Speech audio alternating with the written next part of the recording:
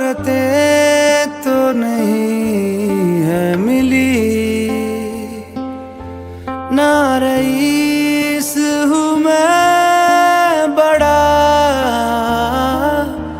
जेब में है नहीं कुछ मगर पास है जो वो सुन ले जरा। तेरे इस दिल को चुराने के लिए है यही एक धुन, सनम को अपना बनाने के लिए है यही एक धुन, है यही एक धुन।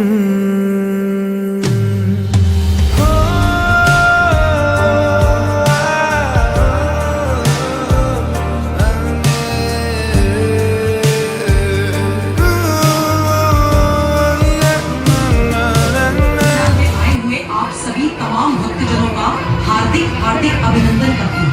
आप लोगों के अपार स्नेह मिलने से इस वर्ष भी चलंत मूर्ति का आयोजन किया गया है, जिसके पंडाल के निर्माता है GS टेंट मधुकमा और विद्युत सज्जा रीवा लाइट एवं साउंड मधुकमा और स्टेज सज्जा तथा मूर्तिकार प्रजापति देव कुमार गुमला झारखंड।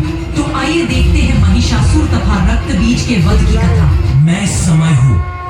एक बार जब सारे असुरों ने देवलोक में हाहाकार मचा दिया था, तब माता ने सभी देवों के देवियों को विंध्याचल पर्वत पर सुरक्षित किया था। चलिए देखते हैं आगे की कथा।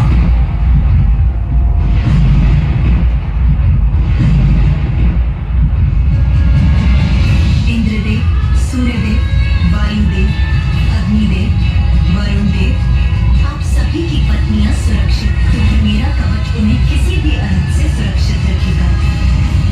माता, आपका कोटि कोटि धन्यवाद। आपने कृपा कर हमारी सारी चिंताएं हर ली। माता, यदि सभी देवियां सुरक्षित हैं, तो क्या हम उन्हें अपने साथ लौटा कर ले जाएं? नहीं, अभी वो समय नहीं आया, क्योंकि महिषासुर वध होने तक देवियां मेरे ही कवच के संरक्षण में गुफा में सुरक्षित रहीं। देवगण, आप सभी के यहाँ से प्रस्थान का समय आ गया।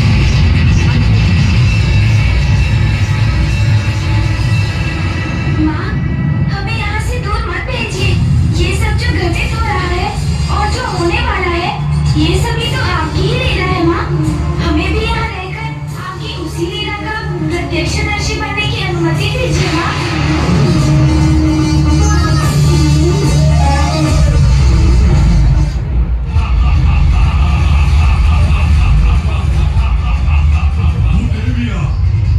जिन्हें तुमने उस गुफा में छुपा कर रखा है, मुझे उन्हें भी तो बंदी बनाना है। शीघ्र क्षमा याचना करो मेरे समक्ष, अन्यथा तुम्हारे सारे भक्तों का मैं अंत कर दूंगा, अंत कर दूंगा, अंत कर दूंगा, अंत कर दूंगा। अपनी निर्दोष संतानों पर अत्याचार कदापि नहीं सौंपी मैं। मूर्ख असुर, अपनी संतान की रक्षा के लिए तो माँ असंभव को भी संभव कर देगी। हे नारी, इस प्रकार त्योरियां चढ़ाकर टेढ़ी दृष्टि से देखना बंद करो मुझे। तुम्हारे और तुम्हारी उन देवियों के पास मेरे चरणों में गिरने के सिवाय कोई विकल्प शेष नहीं है। इसलिए चलो, समर्पण करो, गिरो मेरे चरणों में। मूर्ख असुर, दुर्गा रूप धारण कर मेरे समक्ष प्रस्तुत हुए।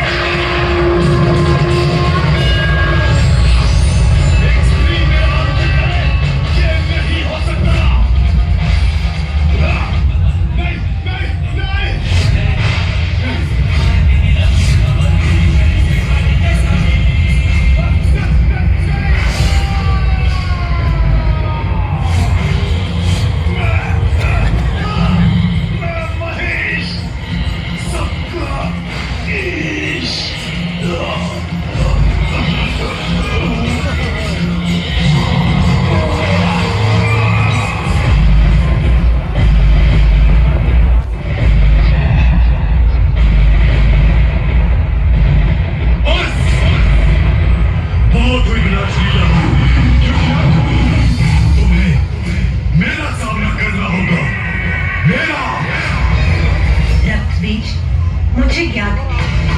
अपने भीतर उमड़े अंतर्द्वंद के किस बवंडर से जूझ रहे हो तुम? मुझे ज्ञान है देवी, आप जगत जननी है। मैं आपसे युद्ध करने के लिए विवश हूँ जगत जननी। पूर्व में भी मैंने महाराज महिषासुर को चेतावनी देने का प्रयत्न किया था, किंतु मैं असफल हुआ। मैं आपसे युद्ध करने के लिए प्रस्तुत हूँ माता। स्त्री को तुच्छ समझने वाले अब उसी की शक्ति तुम्हारा अंत करेगी और संसार को तुम्हारे अत्याचार से मुक्त करेगी।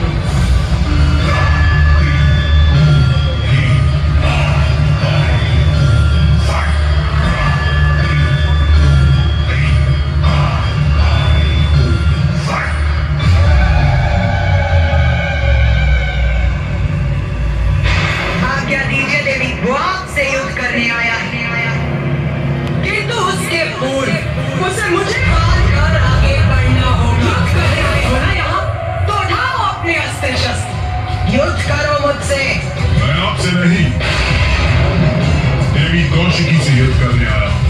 देवी कौशिकी तक पहुंचने के लिए सर्वप्रथम तुम्हें मुझसे आगे बढ़ना होगा, जो मैं कदापि होने नहीं दूंगी। तो मैं मात्र देवी कौशिकी से ही करूंगा।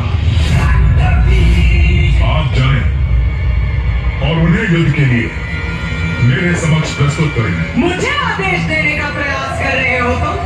इतना तो साहस! आइए देवी, युद्ध कीजिए मुझसे, यही तो मैं भी चाहता हूँ।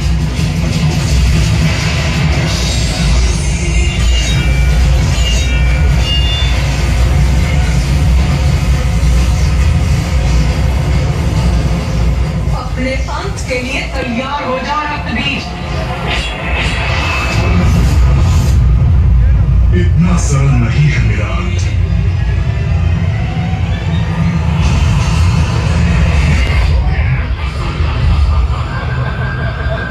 इस प्रकार तो ये असुर निरंतर उत्पन्न होते रहेंगे, इनका कभी अंत ही नहीं होगा। माता कैसे करेंगे इनका संहार? इन असुरों की विपरीत रणनीति तो विफल हो रही प्रथम पूछ गणेश जी। नहीं देवराजन, मां कभी विफल नहीं हो सकती, इसीलिए आप अपने इन नकारात्मक विचारों को त्याग दीजिए। मां कार्तिकेय, आप सर्वथा उचित कह रहे हैं, किंतु जो हमारे समक्ष है उसे कैसे नकार सकते हैं आप? मां काली असुरों का वध कर रही है, किंतु उन्हीं से अनेकों असुर और उत्पन्न हो रहे हैं। ये तो ऐसा चक्र प्रतीत हो रहा है जिसका कोई अंत ही ना हो। ऐसा कब तक चलता रहेगा? जब तक रक्त बीज का रक्त शेष रहेगा। इनका रक्त पान करो, इनका रक्त पान करो, रक्त पान करो, भक्षण करो इनका, भक्षण करो इनका। मेरे और मेरे असुरों के रक्त का पान करेंगी ये, तब तो संभव है कि मेरा अंत हो जाएगा। इनका अंत ऐसे ही होगा। हमें इनके रक्त को धरती का स्पर्श करने से रोकना होगा। कभी नवीन रक्त बीज उत्पन्न नहीं होंगे। इन असुरों का रक्तपान अकेले कैसे करेगी मां काली?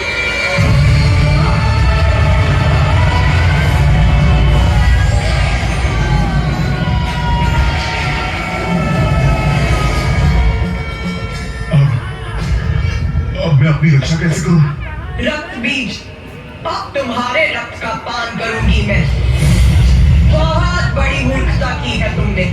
माता आदिशक्ति की शक्ति से परिचित होने पर भी तुम जगत जननी से युद्ध करने के लिए प्रस्तुत हो गए। फिर देवी कात्यायनी द्वारा महिषासुर वध को भूलकर तुम इस युद्ध में अपनी सफलता की कल्पना करने लगते।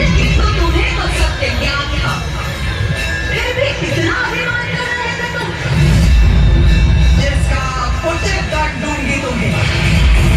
मैं तुम्हारा भक्षण कर पान करूंगी, तुम्हारा करूंगी तुम्हारा। मां महाकाली तो हमने उठता ही नहीं है।